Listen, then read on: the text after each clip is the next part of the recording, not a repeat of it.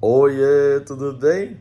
Olha o café com luva aqui diferente do quarto do hotel, tá de manhã aqui ainda. O pessoal daqui a pouquinho passa pra gente ir nessa expedição que a gente está aqui no Vale do Jequitinhonha, onde a gente está visitando as artesãs e artesãos que desenvolvem as coleções, né, que eu estou fazendo junto com dois parceiros incríveis, que é a Paiol e a Casa Bonita. E aí a gente está tendo essa oportunidade de ir aos ateliês, saber como está funcionando tudo, como que elas fazem, as tradições que elas têm. E aí, gente, vocês não têm noção, é um café atrás do outro. A gente sai da casa de um, vai tomar café na casa do outro, e a gente toma café na casa do outro, porque é muito gostoso, é muito Minas. E a gente está tendo um contato importantíssimo, incrível e maravilhoso com as raízes dessa cultura e desse fazer manual. Então, todas essas mulheres, elas e os homens também, né? Eles estão mostrando para gente de onde vem essa tradição, que já vem de bisavó, de vó, de mãe. Então, com elas estão passando para frente. E elas contam que antes era muito difícil fazer essa história dessa arte, porque eles tinham que ir lá não sei aonde buscar o barro, aí trazia na cabeça, ou às vezes, né, trazendo um carrinho de mão, aquelas coisas assim. Até a própria água tinha que buscar longe para poder fazer. E depois que a peça estava pronta, tinha que ir para a cidade maior, porque eles são um povoado aqui perto de Turmalina, que se chama Buriti.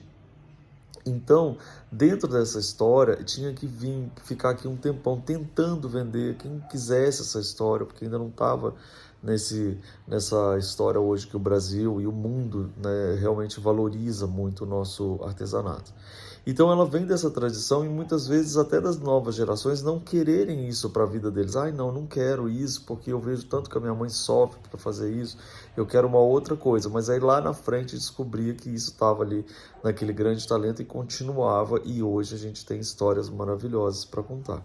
E isso me fez pensar aqui no nosso Café com Luffy, né, dividindo com vocês sobre muitas vezes a gente está querendo buscar fora alguma coisa que de repente a gente está igual os homens falam, a gente tinha que trabalhar num lugar, né, numa indústria de não sei o que longe, trabalhar numa cidade longe, sendo que se eu tivesse aqui fazendo junto e dando suporte aqui para a família para fazer isso da cerâmica, a gente poderia já ter descoberto isso que a gente descobriu agora há muito tempo, ou seja, juntos a gente consegue ir mais longe, mais forte, etc e tal. Quantas vezes a gente pode estar buscando fora algo que já está realmente latente dentro da gente, a gente está negando, né? Um talento desses. Então, a gente está vendo as mulheres valorizando de uma força tão grande as raízes, porque a minha coleção com elas é toda no barro puro, sem pintura, sem muito adorno, é a base da história, é o início do que a gente está fazendo, que chama raiz. E elas falaram ontem nos depoimentos que a gente conversou muito sobre o quanto elas estão emocionadas por isso lembrar o que elas tinham na casa da avó. Por isso lembrar como quando elas eram pequenininhas ajudando a mãe. Porque eram utensílios realmente da própria casa, né? Era ali que elas colocavam água, era ali que elas carregavam as coisas, era assim que era feito e isso era para elas algo que já tinha, tipo, ninguém vai querer isso. Mas isso daí a gente tem em casa, alguém vai querer isso? Olha que interessante, né? E aí ela descobre que sim, que é exatamente isso que você tem em casa, que você acha muito simples e que de repente não é algo que poderia interessar todo mundo, que está conquistando o mundo. Entendeu? Por quê? Porque é verdade, tem raiz. Outra coisa muito interessante também é que uma delas me falou algo emocionante, que inclusive eu vou mostrar a casa dela no domingo no canal Life by Luffy. Ela falou o seguinte, uma vez veio uma pessoa aqui na minha casa e ela falou assim, para que você faz essas peças de arte, de artesanato, né, no barro? Ah, para deixar as casas bonitas, para decorar. Aí a pessoa perguntou para ele, por que você deixa a casa de todo mundo que compra bonita e a sua casa não tá bonita? Diz que ela ficou muito impactada com aquilo, ela falou, ninguém nunca mais vai falar isso, porque eu vou cuidar da minha casa. E ontem ela estava falando que ela falou, como eu poderia fazer objetos tão bonitos para os outros, para que a casa daquela pessoa ficasse bonita, e eu estar tão descuidado com a minha própria casa, inclusive valorizando o meu fazer manual, né? E aí a casa dela é um espetáculo. Vocês vão ver, tá? Essa casa no domingo. Então é interessante isso, né? Será que a gente não está fazendo tanto para o outro? O nosso talento está tanto colocado para o outro, para a sociedade, para só ganhar dinheiro? O nosso talento está só para sustentar a nossa vida?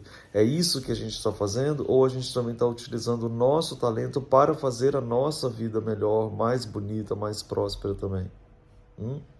Verdade, né? Porque muitas vezes a gente tem esse talento, a gente faz para o outro, deixa a outra casa bonita, deixa as coisas mais bacanas, mas no final da história, a nossa que a gente poderia ter feito, a gente deixa para depois, que é o famoso em casa de ferreiro, espeto é de pau. É aquela história, eu não, minha filha, lá em casa, se eu for ferreiro, meu espeto é de ferro, se eu for de madeira, vai ser de madeira, eu sou a pessoa que utilizo o meu talento, a minha história para poder me deixar bem. Então eu achei esse ensinamento muito, muito bom.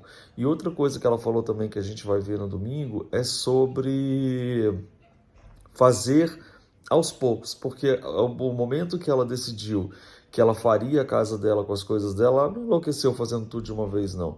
E ela comentou assim, antes o que eu fazia, olha só que importante que eu vou te falar, hein?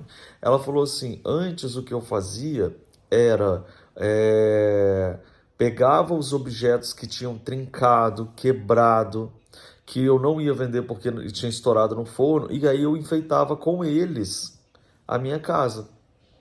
Eu colocava os objetos que não tinham dado certo, que estavam feios para vender, é o que eu usava para decorar minha casa. Isso é super comum.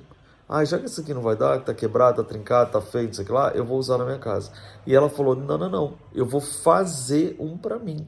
Eu vou fazer esse aqui pensando em mim. A minha casa não vai ser o resto do que eu não vendi. Ela não vai ser o resto do que não deu certo. Eu vou fazer um especialmente para mim. E aí ela fez, todos que estão lá foram feitos para ela. E eu até perguntei, mas aqui na sua casa, esses objetos que estão à mostra, eles estão à venda? Ela, não, o meu jardim é o meu jardim. O que está à venda está lá na loja. Esses aqui são meus, eu fiz para mim. Entendeu? Inclusive muitas coisas que ela faz até de experiência do que ela poderia fazer, do que o povo gostaria que ela fizesse, ela tem ali. É muito do que a gente vai ver no jardim dela, não tem na loja, não tem na cidade, não tem em lugar nenhum. Ela fez para ela. E eu falei, minha filha, você devia fazer, que isso aqui é ótimo para vender e tal, não sei o quê. Então, isso eu acho um grande ensinamento pra gente. Não deixe pra gente só aquilo que está quebrado, que sobrou, entendeu? Faça para você o melhor. E essa mulher incrível, uma mestra mesmo, ainda falou uma outra coisa. Ela falou assim, e muitas vezes durante o ano eu retiro todas essas peças, e é grande, gente, vocês vão ver. Lavo, dou um trato nelas e recoloco em lugares completamente diferentes. E aí eu descubro que eu tenho uma casa totalmente nova, parece que eu comprei tudo novo, mas era coisa que eu já tinha só porque eu mudei de lugar e fiz de um jeito diferente. Olha que ensinamento incrível, né? Então, a gente está aqui no Vale do Jequitinhonha, cidadezinhas muito pequenininhas. Esse povoado não tem mais que 1.000 pessoas, lá o de Buriti que a gente foi. Essa casa que eu vou mostrar para você, ela é realmente a única casa no meio de um espaço enorme, tipo, praticamente não tem vizinho. Então é uma pessoa que tem conhecimento de vida mesmo, elegantíssima. Aliás, a gente comeu um pão de queijo saído do forno lá na hora. E não é um forno igual a gente, não. É forno daquele forno lá no meio do quintal, assim, maravilhoso, de barro e tal.